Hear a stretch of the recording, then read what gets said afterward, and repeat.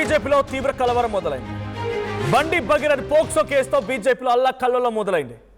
కీలక నేతలంతా 8 మంది ఎంపీలు 8 మంది ఎమ్మెల్యేలు ఈ కీలకమైన నేతలంతా కూడా అండర్ గ్రౌండ్లోకి వెళ్ళిపోయినట్టుగా చర్చ జరుగుతోంది. కేసు పైన ఎక్కడ స్పందించాల్సి వస్తుందో ఎవరు కలిసి ఏ రకంగా క్వశ్చన్ చేస్తారో అర్థం కాక అంతా అండర్ గ్రౌండ్కి వెళ్ళిపోయినట్టుగా చర్చ జరుగుతోంది.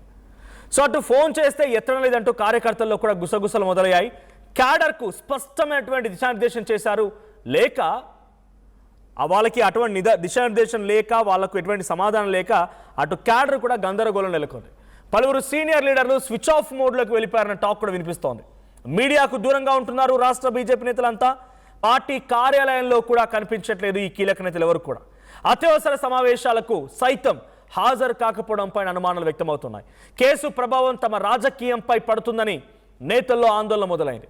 తెలంగాణ రాజకీయాల్లో హాట్ టాపిక్గా మారింది బండి భగీరథ్ పోక్సో కేసు. అయితే ఈ పోక్సో కేసు పైన ఎక్కడ స్పందించాల్సి వస్తుందో, మీడియా ఎక్కడ క్వశ్చన్ చేస్తుందో, ఎలా రియాక్ట్ అవ్వాలో అర్థం కాక కార్యకర్తల్ని క్యాడర్ని అన్నిటినీ పక్కన పెట్టేసి అండర్ గ్రౌండ్లోకి వెళ్ళిపోయారట తెలంగాణ రాష్ట్ర బీజేపీ కీలక నేతలు.